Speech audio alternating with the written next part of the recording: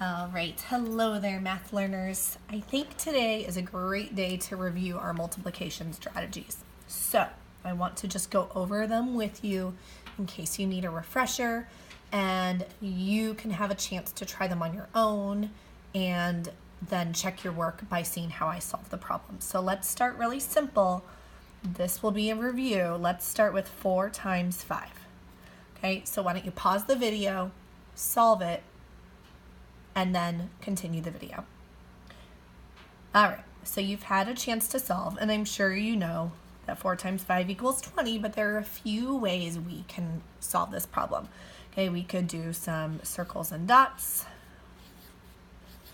I've got 4 groups, and let's put 5 in each. 1, 2, 3, 4, 5, 1, 2, 3, 4, 5, 1, 2, 3, 4, 5, 1, 2, 3, 4, 5.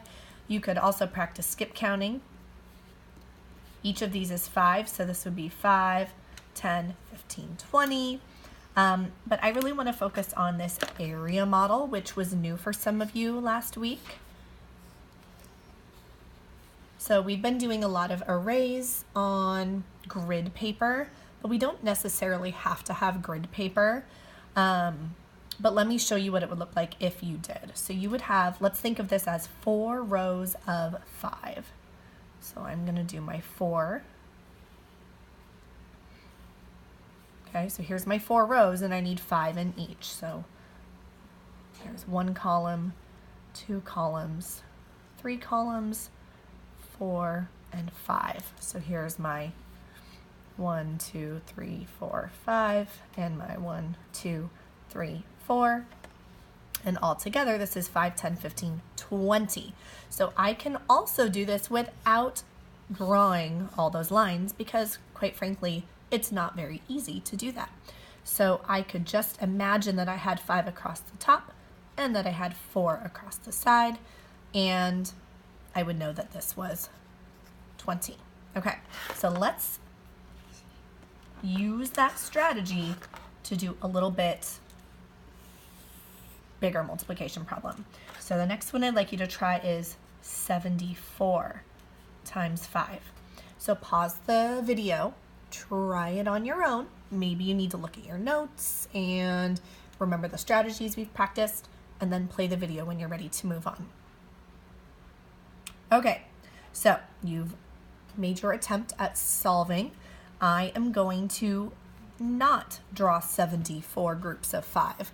What might make more sense is to make 5 groups because that is a manageable number. So 1, 2, 3, 4, 5, and I would put 74 in each.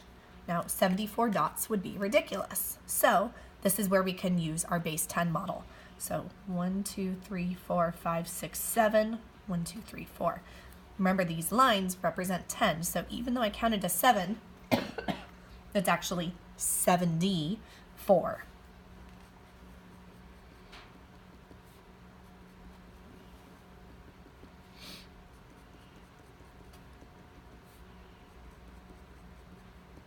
Okay, so this is one way to represent this problem. Let's look at area model. Remember, I'm not going to draw 74 lines. That would be ridiculous. So I'm going to imagine that I have 74 across the top, 5 across the bottom, and 74 is too big of a number for me to multiply in my head. So I'm going to divide this into 2 separate parts where this part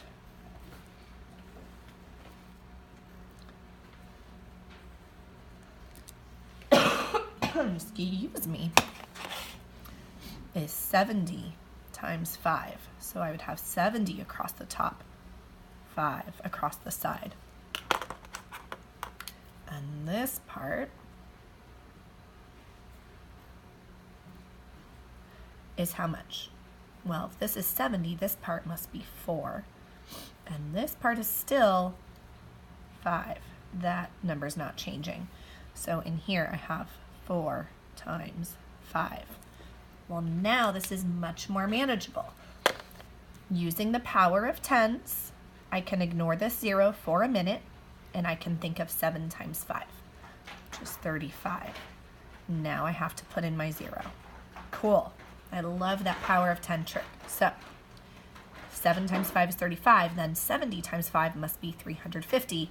We've just moved over one place value.